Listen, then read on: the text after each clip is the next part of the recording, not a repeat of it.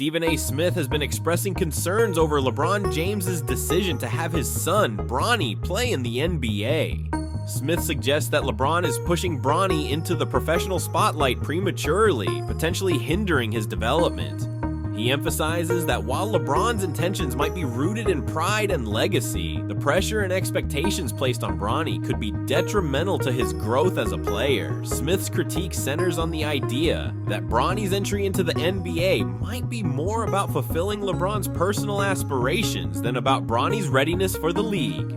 It wasn't just another star-studded night at Madison Square Garden as fans packed the arena for a marquee Knicks versus Lakers game. Something unexpected played out on the sidelines. A rare, unfiltered moment between one of basketball's greatest legends and one of the sport's most vocal critics. As cameras swept across the floor seats, LeBron James was seen making his way toward none other than Stephen A. Smith. But this wasn't a friendly handshake or casual courtside banter. LeBron had a purpose. With the weight of a father and the frustration of a public figure under fire, LeBron confronted Smith face to face. No cameras, no microphones, just two powerful voices in sports having a real, raw moment. LeBron, visibly serious, addressed the recent remarks Stephen A. had made about his son, Bronny James. For LeBron, this wasn't just a critique of basketball potential, it was a jab at his family, at his parenting, and at the bond between a father and his son. He made it clear that while he's no stranger to criticism, it's been part of his entire career.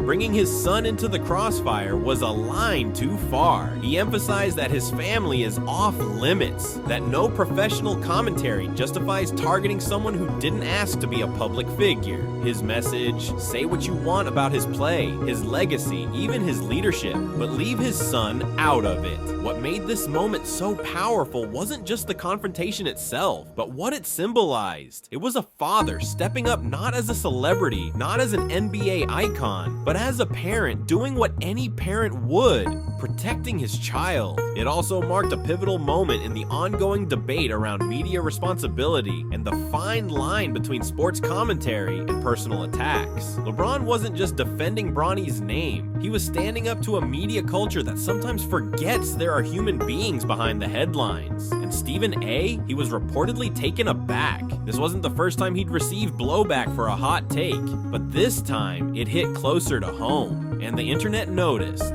But instead of letting the moment pass, Stephen A. Smith doubled down. And what he said next sparked even more controversy. In response to LeBron's courtside confrontation, Smith veered away from Bronny and took aim at something far more personal: LeBron's absence from two major events that carried deep emotional weight in the basketball world: Kobe Bryant's memorial service and Dwyane Wade's Hall of Fame induction. On national television, Smith questioned why LeBron, one of Kobe's peers and Dwyane Wade's closest friends, hadn't shown up to honor them. With his trademark fiery delivery, Smith implied that LeBron's no-shows reflected a lack of respect, commitment, or brotherhood. It wasn't just a critique. It felt like a public shaming, framing LeBron's absence as a character flaw rather than a private decision. But here's the catch: those who actually looked into the details knew LeBron had valid, well-documented reasons for both absences. In the case of Kobe Bryant's memorial, LeBron deliberately chose to grieve privately, away from the cameras and spectacle, honoring Kobe in his own way. As for Dwyane Wade's Hall of Fame ceremony, LeBron was reportedly dealing with prior commitments involving his family and team responsibilities, not to mention the emotional toll of attending such deeply personal events. To many, Smith's move was seen as more than just analysis. It felt like a calculated escalation. By pulling in emotionally charged moments that were never about basketball stats or performances, he turned a professional debate into a personal critique.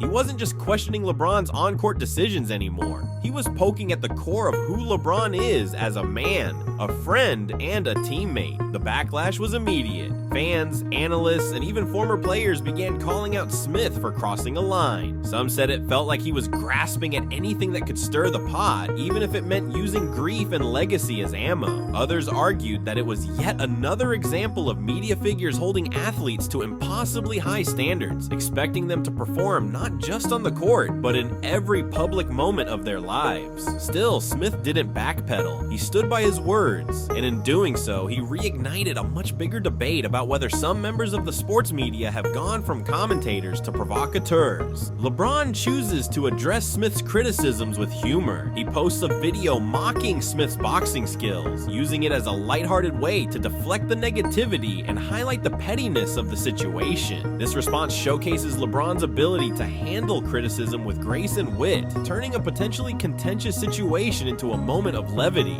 Just when it seemed the media frenzy was starting to die down, Dwyane Wade stepped forward, and he didn't mince words. The Hall of Famer, three-time NBA champion, and LeBron's longtime brother-in-arms didn't hesitate to speak up when he saw the narrative spiraling out of control. In a public statement that quickly went viral, Wade directly addressed Stephen A. Smith's attacks, calling them out for what he believed they were: reckless, misleading, and flat-out disrespectful. Wade made it clear that this wasn't just about defending a friend. It was about setting the record straight. He emphasized the depth of his relationship with LeBron, a bond forged over years of battles on and off the court. From their dominant run with the Miami Heat to their shared Olympic glory, Wade and LeBron have navigated fame, criticism, and pressure side by side. They weren't just teammates, they were family. And for Wade, seeing someone publicly question LeBron's integrity, especially from a platform as powerful as ESPN, crossed a serious line. He spoke not just as a former player, but as someone who knows firsthand the weight that public scrutiny carries. Wade reminded viewers that LeBron has always carried himself with professionalism, that he's consistently shown up for his peers, and that his commitment to the game and the people in it has never wavered. So to twist his absences from certain events into a narrative about disrespect, according to Wade, that wasn't just inaccurate, it was insulting. But what made Wade's defense even more powerful was the calm confidence behind it. He didn't yell, he didn't rant. Instead, he stood tall, letting the facts and his own credibility to speak for themselves. He highlighted that legacy isn't defined by public appearances or headlines. It's built over years of loyalty, sacrifice, and excellence. And if anyone knows about that journey, it's Dwyane Wade. His words served as both a shield and a wake-up call, a reminder to the media that even the most famous athletes are human beings with real relationships, real emotions, and real boundaries. And when that line gets crossed, there are people who won't stay silent in that moment. It wasn't just LeBron's reputation that was being defended. It was a stand for truth, for loyalty, and for the legacy two of the NBA's most respected figures have spent decades building. As the dust settled from the heated back and forth, fans and analysts began taking a closer look at Stephen A. Smith's most explosive claims, and what they found didn't exactly support his narrative. The media personality had boldly suggested that LeBron James's absences from high-profile events like Kobe Bryant's memorial and Dwyane Wade's Hall of Fame induction were signs of disrespect or a lack of loyalty. But once people started doing the homework, the story began to unravel. Journalists and fans alike dug into the timeline, and the facts started coming to light. Regarding Kobe Bryant's memorial, it was revealed that LeBron made a conscious decision to grieve privately. Sources close to him said he didn't want his presence to overshadow the somber occasion or shift attention away from Kobe's legacy. He chose a more personal route, honoring his fallen brother in his own way, away from the flashing lights and headlines. That wasn't disrespect, that was restraint and maybe even reverence. As for Wade's Hall of Fame ceremony, insiders confirmed that LeBron had prior obligations, ones he couldn't easily walk away from. Whether it was family related or tied to commitments with the Lakers, the circumstances didn't come from a place of neglect. If anything, it was a difficult personal decision made in good faith, knowing he couldn't be in two places at once. And yet, none of that nuance made it into Stephen A.'s monologue. The way he presented it, LeBron simply didn't care. This is where the credibility issue started to take root, because once those facts surfaced, once the receipts were laid out, people began to wonder, was this really about holding LeBron accountable? Or was it just about stirring the pot for clicks and ratings? Many fans, analysts, and fellow athletes saw it for what it was, a manufactured controversy built on half-truths. And the timing only made it worse. To weaponize LeBron's absence from events tied to grief and celebration felt opportunistic at best, and downright manipulative at worst. It wasn't hard to connect the dots. Smith's narrative made for great TV, but not necessarily really great journalism. The more the truth came out, the more Smith's arguments lost their bite. It became clear that his portrayal of LeBron was built more on speculation and assumption than any hard evidence. And in a media landscape where credibility is everything, that realization hit hard. What was meant to paint LeBron as absent or aloof instead exposed just how dangerous and misleading a single unchecked narrative can be. As the conversation around LeBron and Stephen A. Smith intensified, the public response came fast, and it was loud. Fans, commentators, and even fellow sports figures took to social media and talk shows to voice their frustrations. What had started as a tense sports debate quickly morphed into a broader cultural moment,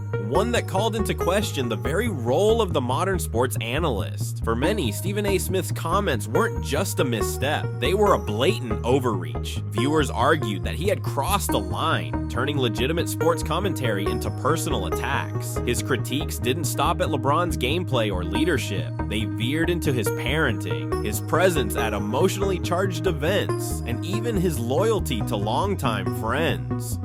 It felt less like analysis and more like character assassination dressed up for television. On Twitter, hashtags like #RespectLeBron and #StephenA.OutOfLine began trending. YouTube creators and podcasters uploaded reaction videos dissecting Smith's tone and motives, questioning why a journalist with such a massive platform would risk his credibility by pushing what many saw as a sensationalized and deeply personal narrative. Comment sections across sports media lit up with fans calling Smith out for hypocrisy, arrogance, or worse, exploiting grief and family ties for views. Even neutral analysts started chiming in. Some noted that while Smith has built his brand on bold opinions and unfiltered takes, there's still a responsibility that comes with that influence. When you speak to millions of viewers each day, your words don't just entertain, they shape perception. And in this case, they risk distorting the image of one of the game's most respected players, using personal moments out of context to score a headline. Others pointed out a growing pattern. The line between journalism and entertainment has blurred, and personalities like Smith sometimes lean too far into performance. The louder the take, the more it trends.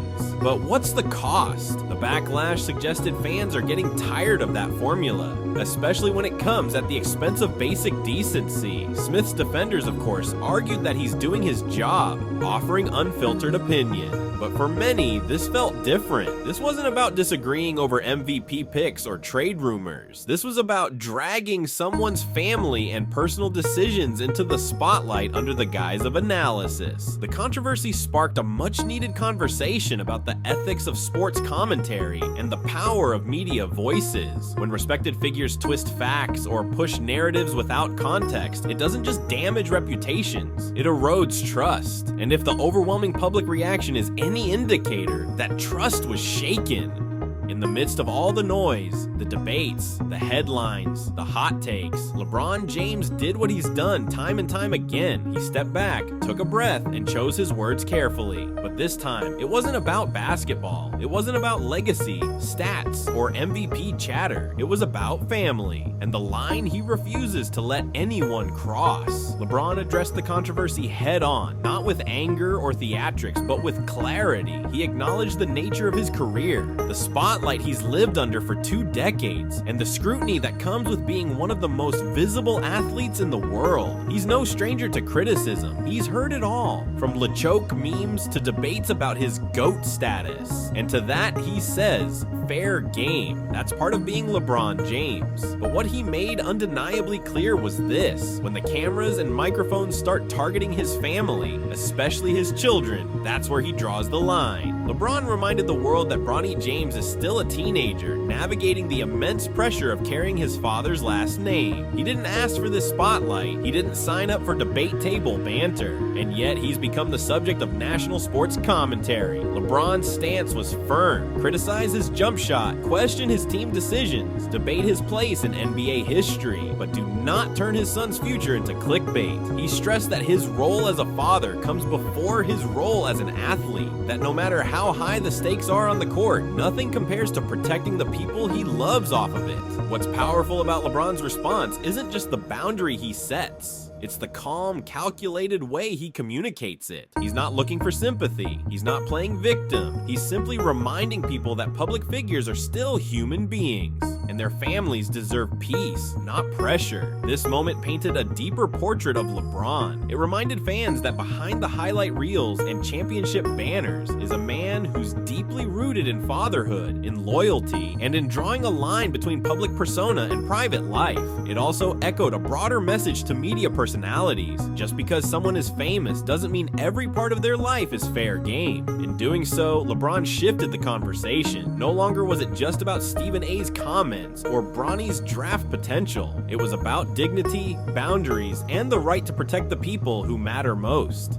Stephen A. Smith attempts to justify his earlier remarks by claiming he refrained from discussing certain personal aspects of LeBron's life, implying he could have been more critical. However, many view this as a veiled threat rather than a genuine explanation, further fueling the controversy. Smith's justification is perceived as an attempt to shift blame and avoid accountability for his comments. The feud between Stephen A. Smith and LeBron James remains unresolved, with both parties standing firm in their positions. This ongoing tension highlights the challenges of balancing public commentary with personal boundaries in the realm of sports media. It raises questions about the responsibilities of media figures and the extent to which personal lives should be subjected to public scrutiny.